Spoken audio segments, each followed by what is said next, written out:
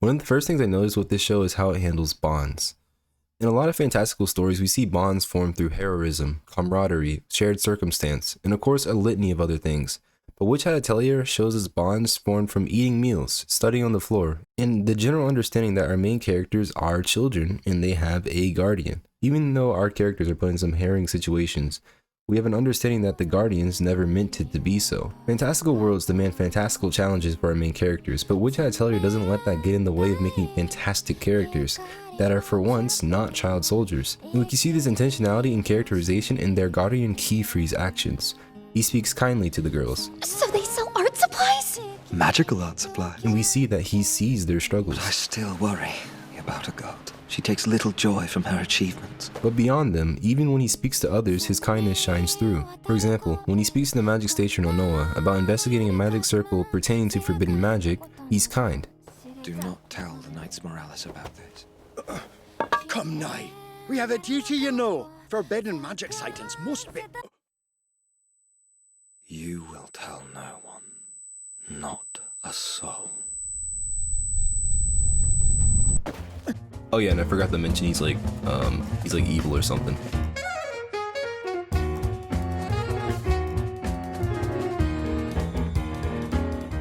What I hopefully illustrated with that intro is that Witch Hat Atelier portrays its characters really well. As I mentioned earlier, in a lot of fantastical worlds, characters face fantastical situations, and this causes the characters to be equally fantastical in how they're portrayed and how they genuinely just are. For example, Naruto obviously takes place in a fantastical world. And when you're watching the show, you see that the child soldiers, they face a lot of traumatic situations and they take it in stride. They don't cry, they don't break down, they just sort of keep going, they keep kicking. In Hell's Paradise, there's these disgusting monster things that just look gross, and they're so gross that even with like the cell shaded anime style, I just hate looking at them, alright? Anyways, in the show, they fight these monsters, you know, obviously. And one of these characters, I think his name's Kobe, he like drinks their blood, bro.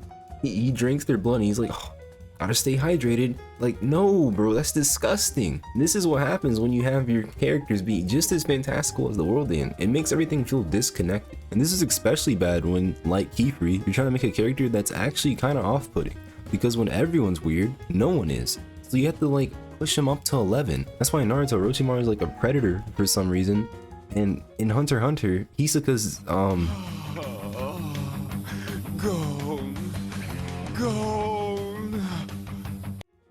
Anyways, what I'm trying to get at is that Witch Hat Atelier demonstrates a masterful execution of storytelling. Though the anime only has 9 episodes at the time of writing, it's clear even from the little glimpse we've gotten that the plot is insanely massive. Evil spells, sealed memories, a faction of rogue mages, there's a lot to unravel later on. But despite all that, an all-encompassing sense of being grounded permeates the entire narrative. The show balances horrific beasts with picking pears with a level of elegance I wasn't expecting, and as for the clearly large moments of the story, they're not presented with fanfare or monologue, it's done with a calculated restraint.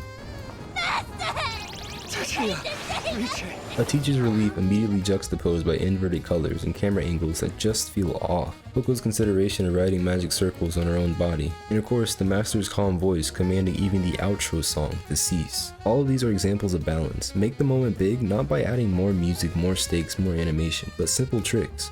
An inversion of color, a stopping of music, a foreshadowing of things to come. And in doing this, the need for larger than life characters vanishes, because just like the people we see on screen, we're lost in the moment.